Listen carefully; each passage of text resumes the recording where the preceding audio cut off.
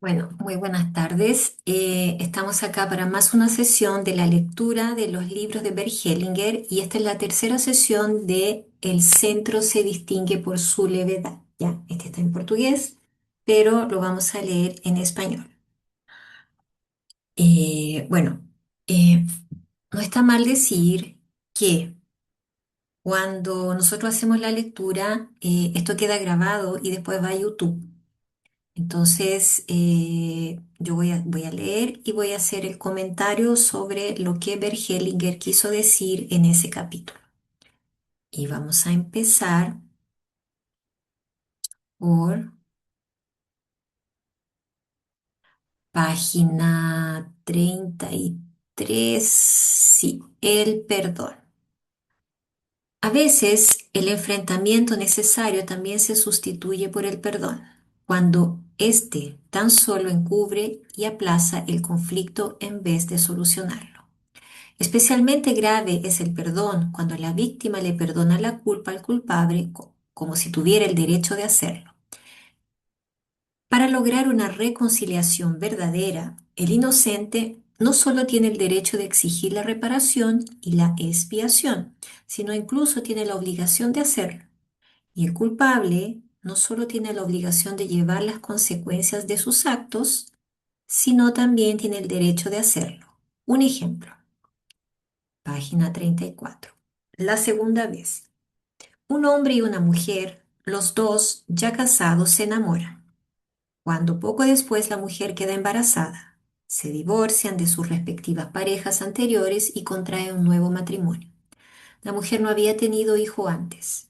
El hombre, sin embargo, tenía una hija pequeña de su primer matrimonio, que dejó con la madre. Ambos se sentían culpables ante la primera mujer del hombre y ante su hija. Y su gran anhelo era que la mujer le perdonara. Esta, sin embargo, estaba resentida con ellos, ya que tanto ella como su hija pagaban el precio en beneficio de ellos dos. Una vez, al hablar de su gran deseo con un amigo, éste les dijo que, por un momento, se imaginaran cómo se sentiría si aquella mujer realmente les perdonara. En ese instante se dieron cuenta de que hasta entonces aún habían rehuido las consecuencias de su culpa y que su deseo de alcanzar el perdón se contradecía con la dignidad y los deseos de los dos. Reconocieron que su nueva felicidad se fundamentaba en la desdicha de la primera mujer y de su hija y decidieron responder adecuadamente a las reclamaciones justificadas. Sin embargo, también se mantenían firmes en su elección. Eh, Después yo voy a comentar cada capítulo, ¿ok? Aquí va la reconciliación. También existe el perdón bueno que respeta la dignidad del culpable, guardando al mismo tiempo la propia. Este perdón exige que la víctima no lleve sus exigencias hasta el último extremo y que también acepte la recompensa y la expiación que el perpetrador le ofrezca. Sin este perdón bueno, no hay reconciliación posible. Aportaré un ejemplo. Este otro tipo de perdón. La revelación. Una mujer había dejado a su marido por un amante y pidió el divorcio. Después de muchos años se dio cuenta de lo mucho que aún quería a su marido y le preguntó si podía ser su mujer otra vez. El hombre, sin embargo, no quería pronunciarse, ni a favor ni en contra. Sin embargo, acordaron consultar el asunto con un psicoterapeuta. Este preguntó primero al marido qué quería conseguir en la sesión. El hombre dijo, solo una revelación. El terapeuta respondió si eso era difícil, pero se esforzaría por conseguirlo. Después preguntó a la mujer qué podía ofrecerle ella al marido para que sintiera ganas de volver con ella. Lo había imaginado todo demasiado fácil y lo que le ofrecía aún no significaba ningún compromiso. No era de extrañar que el marido no se impresionara en absoluto. El terapeuta le señaló a la mujer que sobre todo tenía que reconocer que ella había herido a su marido y le tenía que ver que ella estaba dispuesta a reparar la injusticia cometida con él. La mujer se quedó unos instantes pensativa, después miró a los ojos a su marido y le dijo, siento mucho lo que te hice. Por favor, déjame ser tu mujer otra vez. Te querré y te cuidaré, y a partir de ahora podrás fiarte de mí. Pero el hombre seguía sin moverse. El terapeuta lo miró y le dijo, debió dolerte mucho lo que la mujer te hizo, y no quieres pasarlo una segunda vez. En ese momento sus ojos empezaron a humedecerse y el terapeuta siguió. Alguien como tú, que tuvo que sobrellevar tanto dolor, muchas veces se siente moralmente superior al otro y reclama el derecho de rechazarlo como si no lo necesitara. Contra tal inocencia, el culpable se ve impotente. El hombre sonrió como si lo hubieran pillado. Se volvió hacia la mujer y le miró a los ojos con cariño. El terapeuta dijo, esta fue la revelación, son 50 marcos y ahora marchaos y no quiero saber cómo acaba.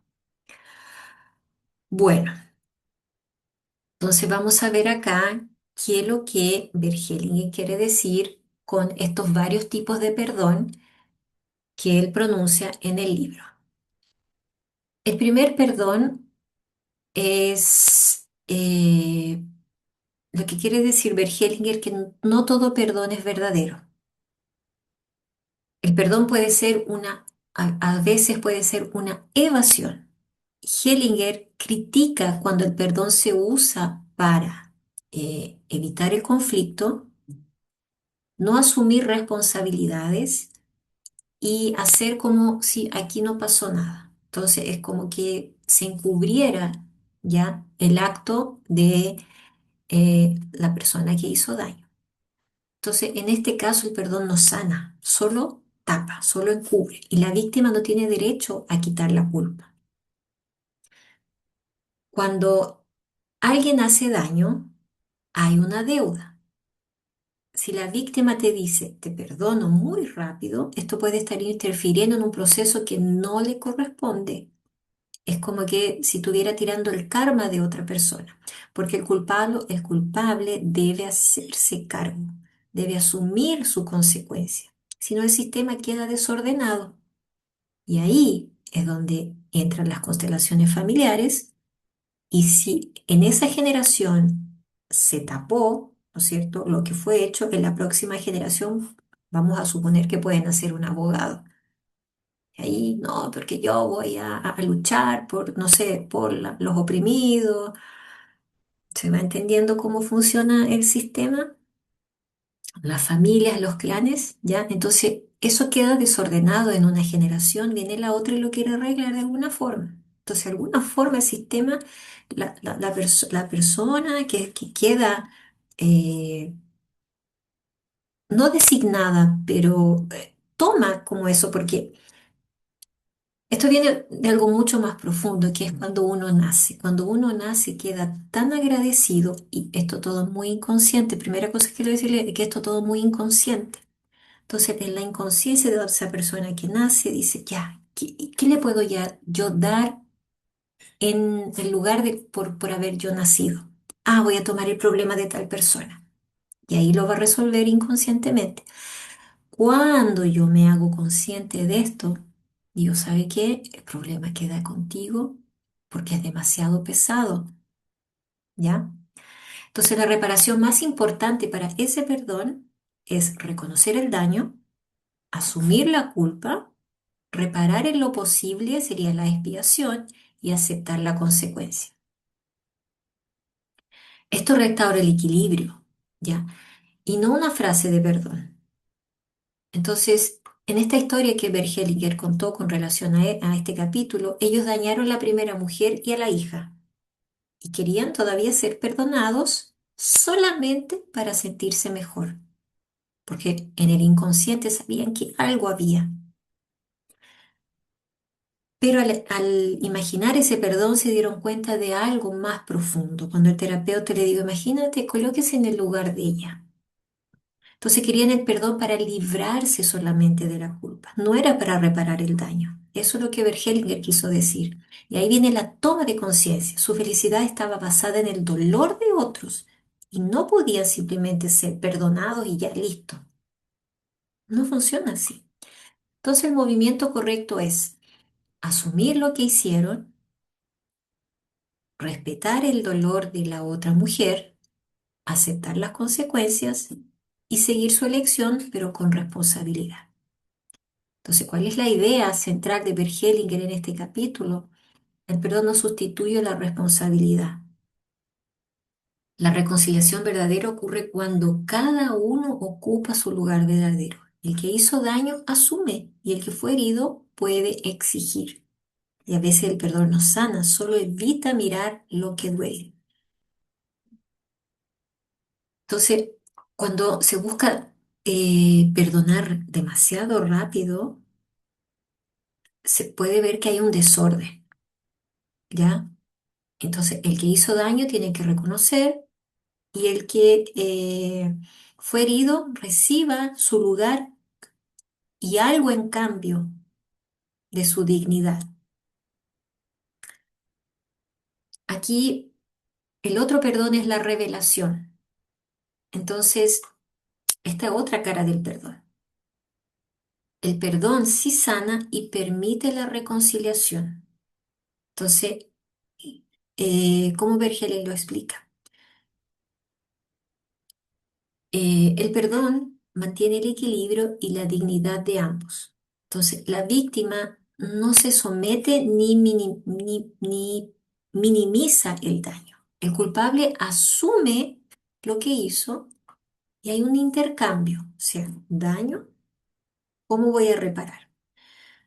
Acá la persona puede pedir algo en la reparación, ¿ya? Y ahí sí puede haber reconciliación.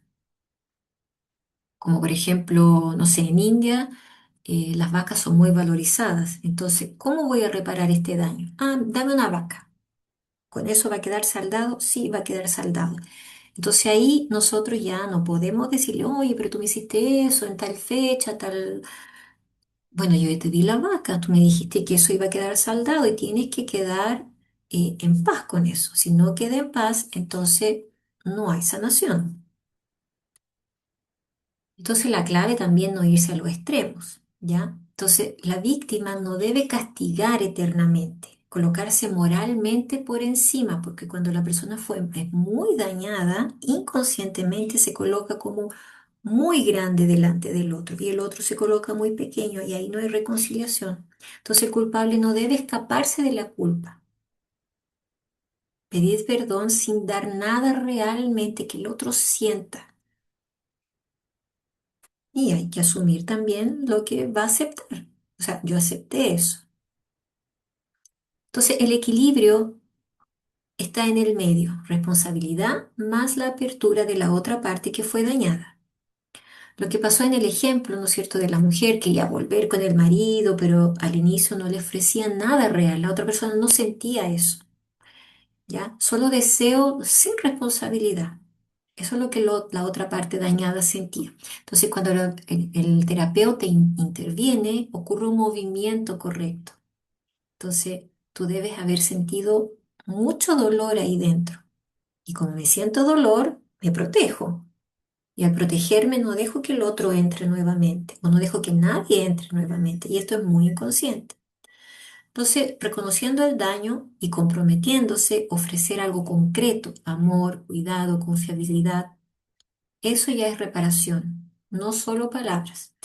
Entonces, el bloqueo del hombre, eh, ¿qué es lo que pasaba? No respondía. ¿Por qué? Porque estaba en una posición muy común, una posición de moral herido. Entonces, como si no, yo no necesito tu amor, entonces yo estoy por arriba de eso, ¿ya? Esto significa que el dolor se puso arriba de, aunque él la amara, todavía la amara, pero el dolor lo hacía más grande que su amor. Entonces, desde ahí que empieza a rechazar y también se cierra al amor. Ocurre muchísimo esto a veces con las personas. Entonces, porque una persona lo traicionó, piensa que todos van a ser iguales. Y ahí la frase, ¿no es cierto? Todos los hombres son iguales, todas las mujeres son iguales. Eso impide la reconciliación. Entonces, ¿cuál fue la revelación? Cuando el terapeuta se da cuenta, baja esa posición y vuelve a la mirar a la mujer con el mismo amor y del mismo tamaño. En ese momento la reconciliación es posible. Entonces no es el perdón en sí, es soltar la superioridad de la otra parte y abrir el corazón otra vez. Y la enseñanza de eso es que el perdón sano no humilla ni se eleva a nadie. El culpable repara y el herido renuncia a ser superior. Y hay algo más potente, principalmente la responsabilidad, no hay perdón. Si yo voy a querer que el otro me perdone, tengo que hacerme responsable. Y sin humildad no hay reconciliación. Entonces, alguna frase sistémica puede ser, ¿te dolió? Tienes razón que te haya dolido, te hizo daño. Y yo reconozco que me hiciste daño. Y ahora ambos bajamos a nuestros lugares, quizá el amor pueda volver a mirarnos. Pero es necesario que el otro se baje al mismo tamaño que el otro le está pidiendo perdón. ¿Ok? Vamos a continuar entonces.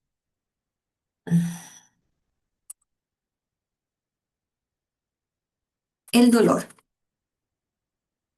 otra forma de perdón. Cuando en una relación humana la culpa del perpetrador desemboca en una separación, solemos ver al perpetrador como libre e independiente. Pero si no se perpetra el acto hiriente, quizá tendría que ir menos, teniendo así la pretensión y el derecho de guardarle rencor al otro.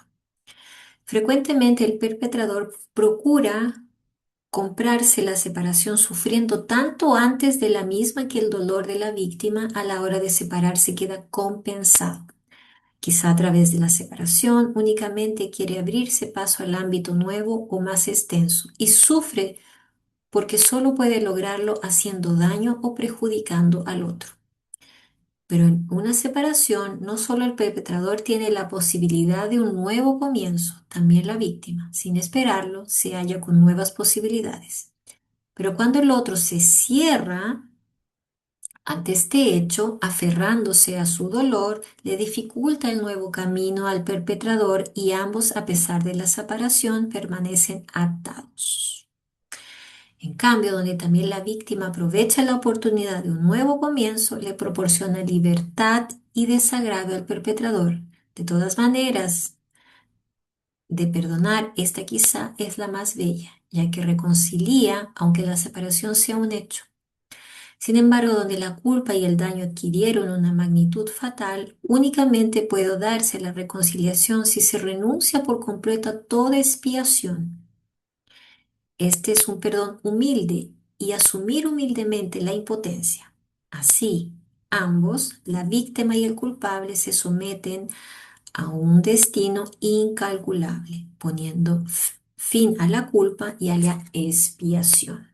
Este es el capítulo El dolor, página 37. Ahora vamos a la página 38, otro capítulo, lo bueno y lo malo. Solemos dividir el mundo en una parte que tiene el derecho de existir y la otra, en el fondo, no debería estar, aunque en realidad esta actúa y está. A lo primero lo llamamos bueno, sano o sanación y paz. A lo otro lo llamamos malo o enfermo o desgracia y guerra, y todas las demás expresiones que suelen emplear. Esto tiene que ver que lo llamamos bueno o ventajoso aquello que nos resulta leve, y aquello que resulta grave lo llamamos fatal y malo. Pero mirándolo más detenidamente vemos que la fuerza que hace progresar al mundo se fundamenta en aquello que nosotros llamamos difícil o malo o grave. El desafío para lo nuevo nace de aquello que preferimos eliminar o excluir. Por tanto, esquivando lo difícil y lo pecaminoso o lo beligerante, beligerante, podemos precisamente aquello que quisiéramos conservar, nuestra vida, nuestra dignidad, nuestra libertad, nuestra grandeza. Solo quien también encara las fuerzas oscuras y asiente a ellas se encuentra unido con sus raíces y con la fuente de fuerzas.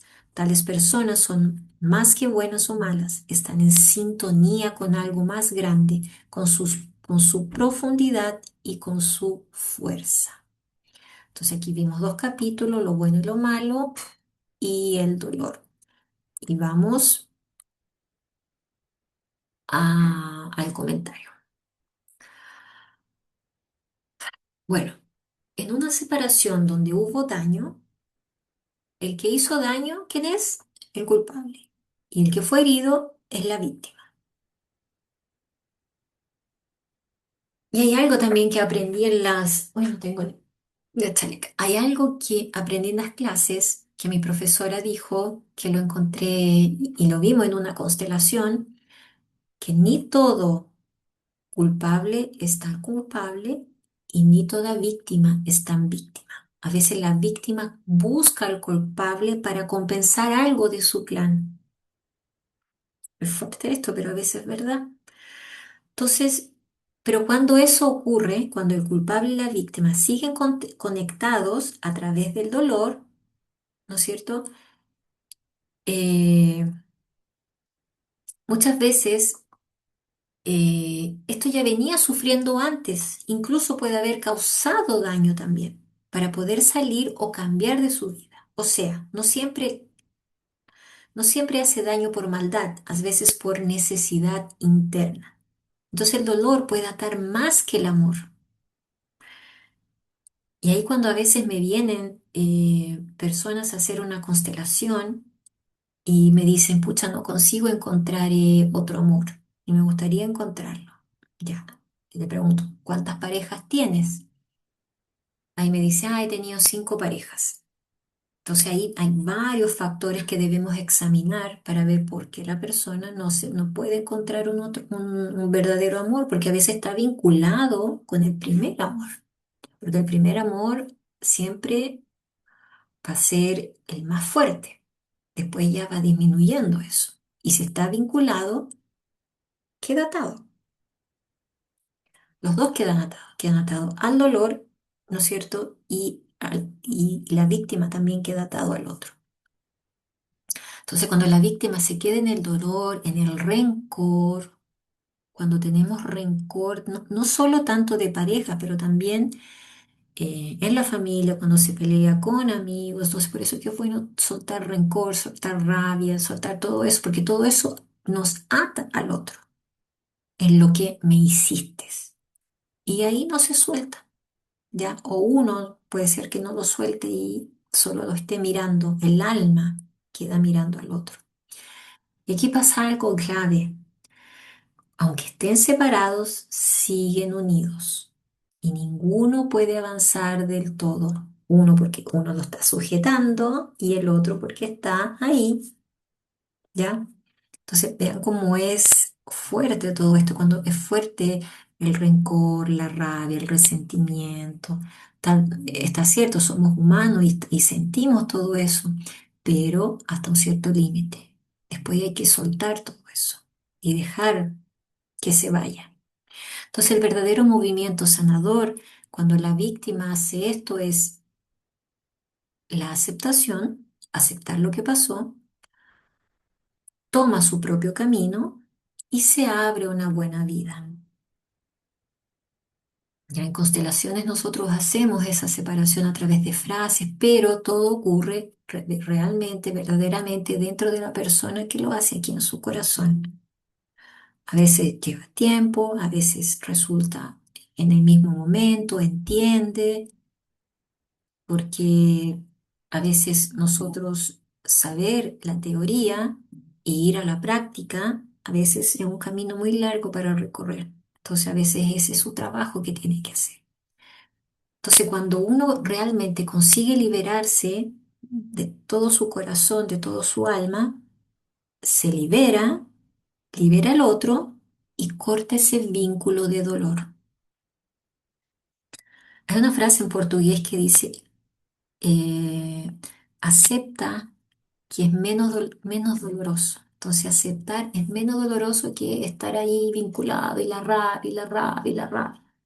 Ya, el rencor, mira lo que me hizo, y eso a la larga va enfermándolo a quién, a uno mismo. Va, eh, eso él va entrando en nuestro campo físico y nos va enfermando. Va enfermando, empieza el corazón, después el hígado, la rabia, ¿no es cierto? La tristeza, los pulmones, y ahí es donde vamos viendo qué te pasó, y ahí vamos viendo el rencor. Entonces, el perdón más profundo y más hermoso, Bergelinger dice, es cuando ambos aceptan que no puede cambiar lo que pasó. Además, no puede cambiar lo que pasó, pero puede cambiar lo que ocurre de ahí en adelante.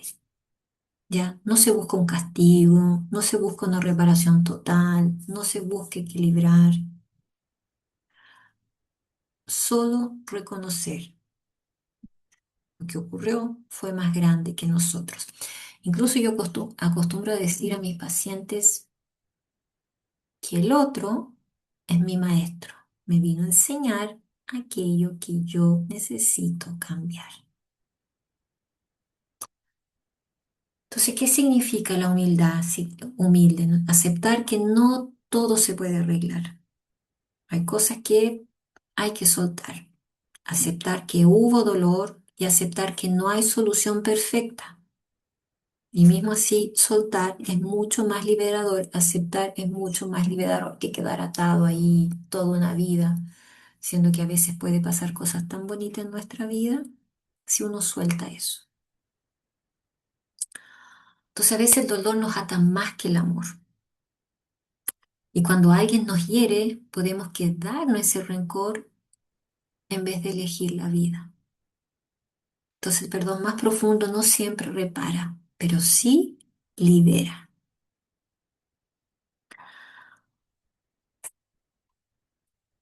Página 38, lo bueno y lo malo. Entonces, aquí Bergelinger, ¿qué quiere decir en este capítulo? Que hay cosas buenas que debemos aceptar y hay cosas malas que debemos eliminar. Eso es lo que nuestra sociedad hace, ¿no es cierto? Las cosas buenas, ok, las cosas malas, ah, no, eso no lo acepto. Y aquí Bergelinger viene y nos dice, no todo lo malo es realmente tan malo. Nosotros solemos pensar, esto es bueno, lo quiero, esto es malo, lo rechazo. Entonces, para Hellinger muchas veces llamamos malo simplemente lo que es difícil, doloroso y cómodo. Y lo difícil es lo que nos hace crecer. Nosotros estábamos leyendo la vez pasada el libro Felicidad que permanece y él nos dice en el capítulo, eh, nadie crece en el paraíso. Crecemos solamente cuando pasamos con cosas difíciles, porque cuando estamos en lo fácil, no hay nada que aprender. Está todo ya hecho. Entonces esto es clave. Lo que impulsa la vida no es fácil, es lo difícil. Podemos ver, por ejemplo, en un parto, lo difícil que es para el niño salir y para la madre tener ese bebé. Pero es lo difícil que impuso la vida. Entonces las crisis, los dolores, los conflictos, las pérdidas, todo eso es lo que nos hace madurar, nos hace más fuerte, nos hace evolucionar. ¿Y cuál es el peligro? Excluir. Excluir eso es lo que nos hace madurar, evolucionar, nos hace más fuerte, o sea, lo malo. Entonces, cuando intentamos evitar el dolor, negar lo difícil, eliminamos lo que no nos gusta. Y ahí es donde pasa algo importante. Perdemos nuestra fuerza. En constelaciones, nosotros decimos cuando una persona viene a constelar está sin fuerzas. Cuando nosotros encontramos la revelación, por así decirlo, como nos dice acá Bert Hellinger, la persona queda conforme, o sea, descubrió realmente lo que le está bajoneando. Porque ahí a lo mejor donde están nuestras raíces, nuestra profundidad, nuestra grandeza. Entonces, integrar lo oscuro también hace parte. En lo oscuro que nosotros no nos queremos meter, que nos da miedo, la incerteza. Pero ahí Hellinger viene y nos propone, no rechacemos lo oscuro. Mirar y decir, sí, ese sí tan profundo que también lo vimos en el otro libro, eh, Felicidad que permanece. Sí. Entonces, cuando les pase algo malo en su vida, simplemente recójanse un momento, concéntrense en eso malo, en ese dolor, esa tristeza, en lo que les haya pasado y dígales, sí, te acepto, tú haces parte. Esto no significa probar lo malo, sino reconocer que existe y aceptar que forma parte de nuestra vida. Integrar sin negarlo. No sé si les digo que vean la novela Mi otra yo, porque una de las protagonistas de esta serie, cuando va a ver al constelador, el constelador le dice, ¿tú has aceptado y le has agradecido tu enfermedad? Y ella dice, no, porque tengo que agradecerle si solo me trajo cosas malas. Entonces ella estaba viendo solo lo malo. Pero a lo mejor hay cosas que esa enfermedad le va a traer, va a conocer otras personas, como por ejemplo, ella se cambió de ciudad, conoció al amor de su vida, se casó. Entonces, ¿qué pasa cuando nosotros hacemos esto? Dejamos de dividir todo en bueno y malo y principalmente dejamos de luchar contra la vida. Y ahí ocurre algo poderoso, se conecta con una fuerza más grande. Y ahí ya no vivimos del juicio, vivimos de la profundidad y la aceptación. Y esto es el mensaje que nos trae Bergelinger. Aceptar humildad. Eso hay que trabajarlo todos los días. Entonces, no todo lo que duele es malo. A veces en ese momento que estamos pasando por esa oscuridad no podemos ver nada porque está todo oscuro. Pero como si hacen este ejercicio de recogerse, entrar en ese dolor y decirle sí. Ese sí nos dice muchas cosas, nos dice que acepto que tal vez lo que esté pasando viene algo mucho mejor.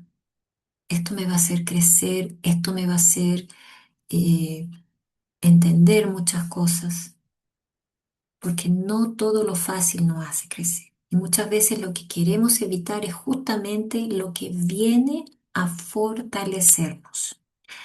Y cuando dejamos de rechazar lo difícil y mirarlo con respeto, ahí nosotros tenemos fuerza. Hagan este ejercicio sistémico. Solamente decir sí. Ese sí engloba muchas cosas. Te acepto, eh, tengo certeza que algo mucho mejor viene en mi vida y esto me va a hacer crecer como persona, como ser humano. Lo que rechacé también pertenece. Y al incluirlo recupero mi fuerza, porque justamente eh, hay una ley sistémica, la pertenencia, que todo lo que rechazamos vuelve a nosotros. Eh, bueno, vamos a seguir leyendo el libro. Vimos entonces el dolor, lo bueno y lo malo, y nos vamos a lo propio. Página 39. lo propio. Ahora también hay una fatalidad de hechos graves que nos pertenecen como nuestro destino personal. Por ejemplo, una enfermedad hereditaria, circunstancias graves en nuestra infancia o una culpa personal. Si asentimos a esa gravedad integrándola en nuestra realización vital, se convierte para nosotros en fuente de fuerzas.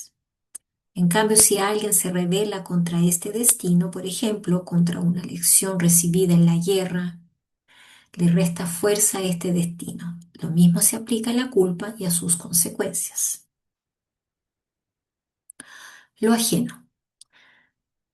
En consecuencia de los sistemas familiares, frecuentemente otra persona adopta el destino rechazado y la culpa rechazada. Las consecuencias son doblemente graves. Un destino o una culpa ajenos no nos da ninguna fuerza, ya que únicamente el destino y la culpa propios son capaces de hacerlo. Pero también aquel que adoptamos, el destino y la culpa, se ve debilitado de esta manera. Su destino y su culpa pierden su fuerza también para él.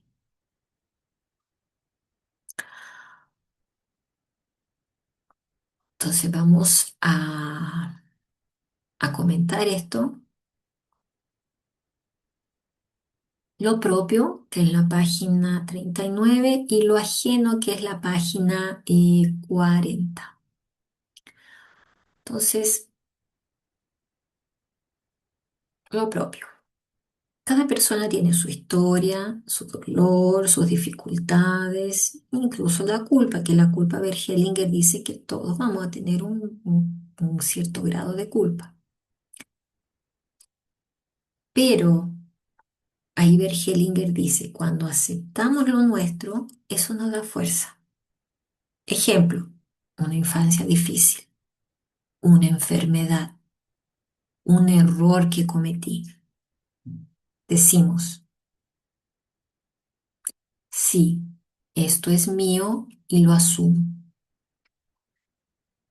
Cuando yo digo eso, esto es mío y lo asumo, deja de debilitarme y se transforma en una fuerza interior. Entonces, ¿qué pasa si eso lo rechazamos? ¿Cómo lo rechazamos? Ay, ¿por qué me pasó esto? Pero esto no me puede pasar a mí. ¿Cómo? No lo acepto. Esto no debería ser sido así. O sea, es como que si nosotros tuviéramos una fuerza de poder cambiar el destino, ahí perdemos las fuerzas. ¿Por qué? Porque estamos peleando contra la propia vida. Y lo ajeno, ¿no es cierto? Lo que no es mío, muchas personas cargan cosas que no nos pertenecen. Por ejemplo, cargamos con los padres, con culpa de otros, destinos familiares difíciles, abandonos, enfermedades, fracasos. ¿Qué pasa cuando cargamos lo ajeno? Esto no tiene fuerza para nada y además nos debilita. Y debilita a la persona a quien le corresponde, porque estás quitándole su proceso. Es como que yo entrara en el karma de otro y decir, no, dame tu karma para mí que yo lo llevo. Y deja al otro que no cargue eso, lo que él debe cargar, lo que él debe pasar. Entonces, ¿qué debemos hacer? Lo mío yo lo tomo, lo tuyo te lo dejo con todo respeto, pero tú también tienes que pasar a veces por cosas difíciles. Por ejemplo, un hijo. Es difícil ver pasar a un hijo por cosas difíciles, pero también tengo que ver que lo difícil que lo va a fortalecer, si él lo puede mirar de esa forma. Hay gente que le gusta sufrir, le gusta ser la víctima y le gusta sufrir. Hasta que tome conciencia, va a sufrir. Entonces, ese es el orden que sana. Otra cosa también súper importante es,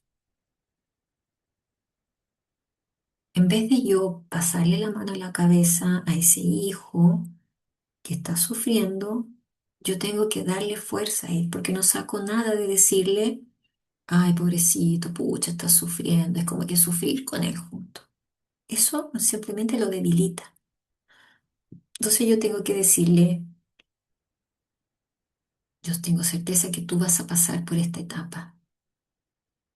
pero eso lo tiene que sentir, no solo de la boca para afuera, decir de su corazón para él. Eso le va a dar fuerza, darle ánimo. Tú vas a pasar por esto, por esta etapa, por este problema.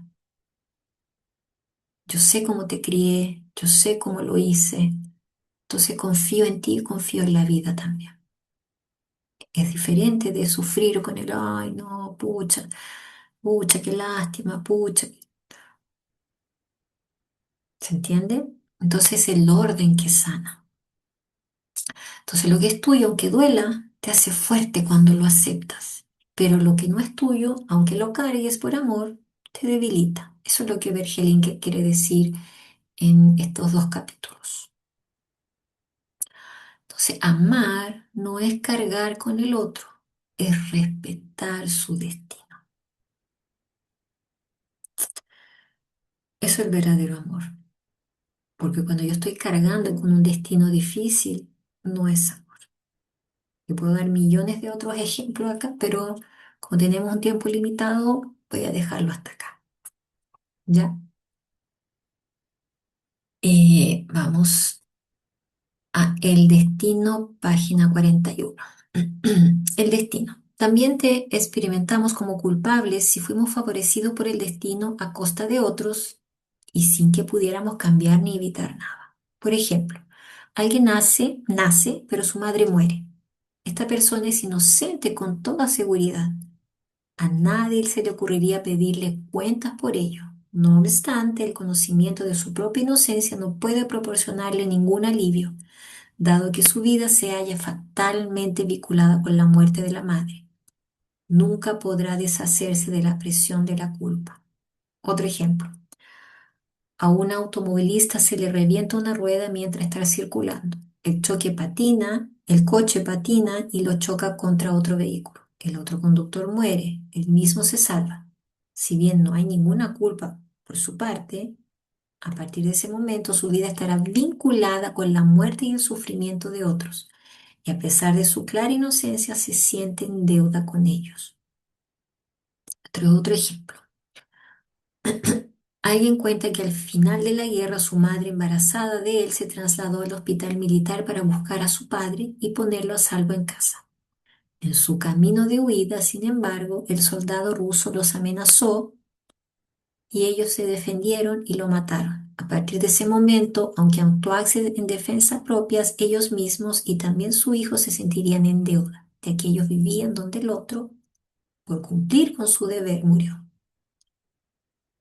Entonces, ante la culpa y la inocencia tan fatales que nos experimentamos con impotentes en todos los sentidos. Y por eso que nos resulta tan difícil de soportar.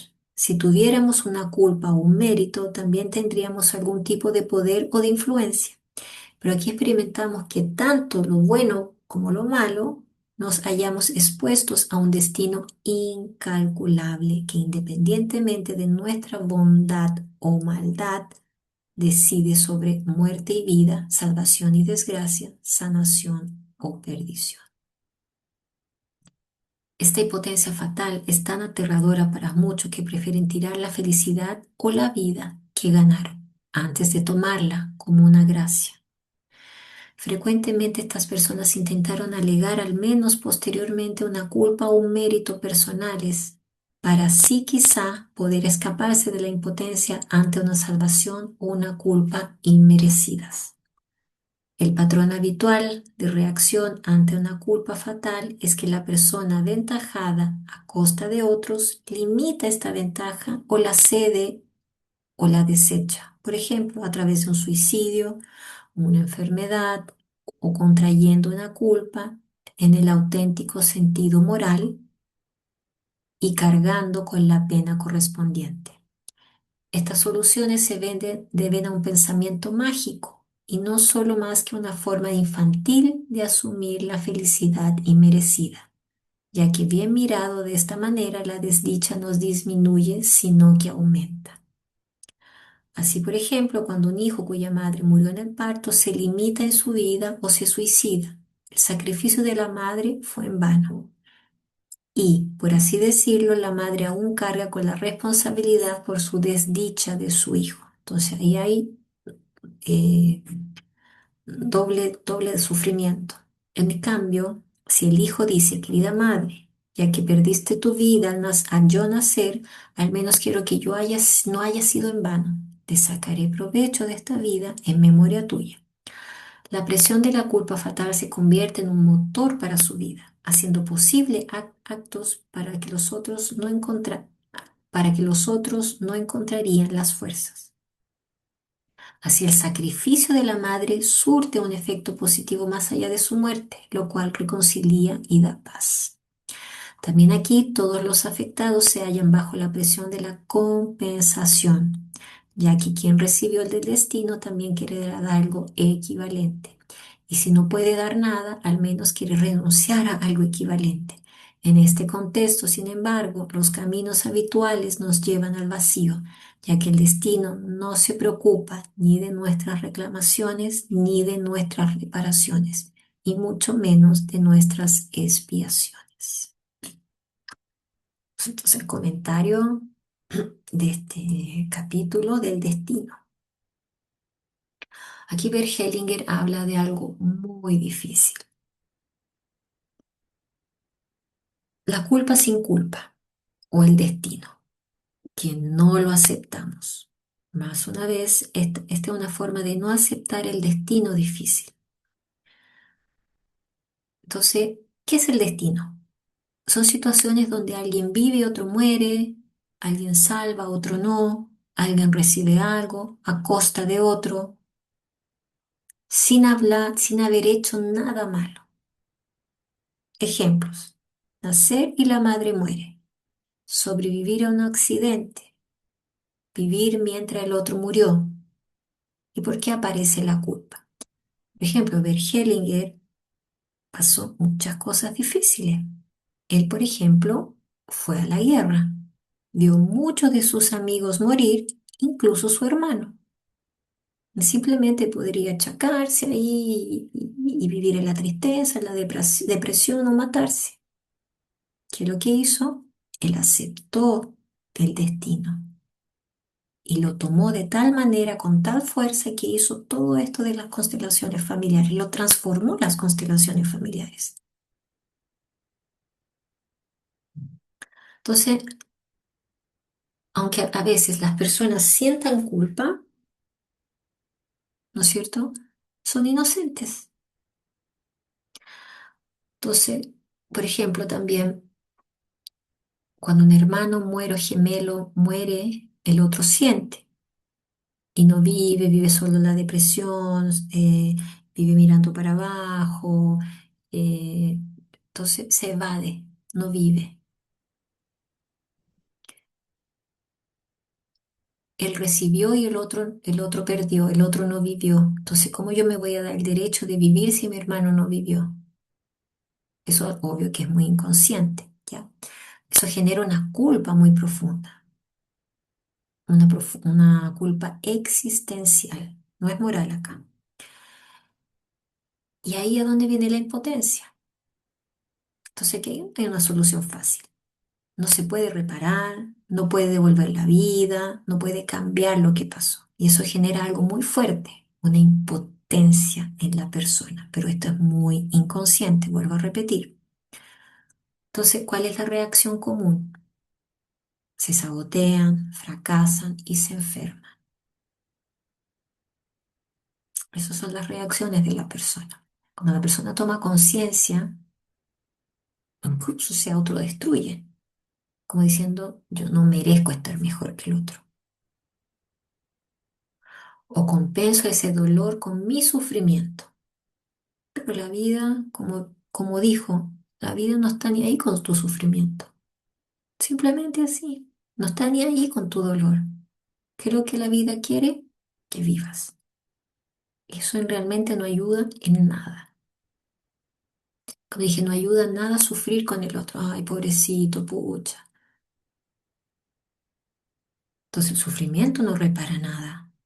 La caída no honra a nadie. Y la destrucción no equilibra también el destino. Entonces, si un hijo se destruye o se mata porque la madre murió al parirlo, la muerte de la madre queda sin sentido. Entonces, ¿cómo le voy a dar el sentido a esa mamá que falleció?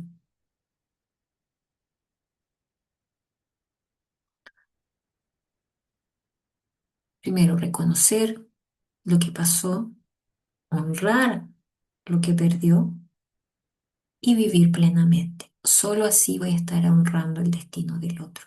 Quedar sufriendo en su vida no está ni ahí con su sufrimiento. Pero Hellinger lo dijo. Lo dijo bien claro acá. Mm. El destino no se preocupa de nuestras reclamaciones ni de nuestras reparaciones, ni tampoco de nuestras expiaciones.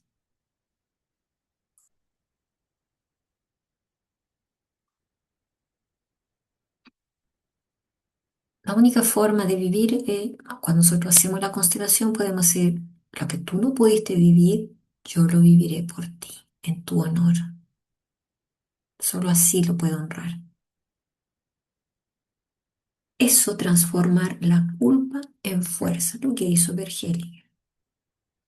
Y cuando hacemos esto, la culpa deja de aplastarnos y se convierte en motor de vida. Tu vida se vuelve un homenaje y no una deuda. Entonces el destino no busca equilibrio, no le importa si sufres, no sabe si tú pagas o no, no exige un castigo,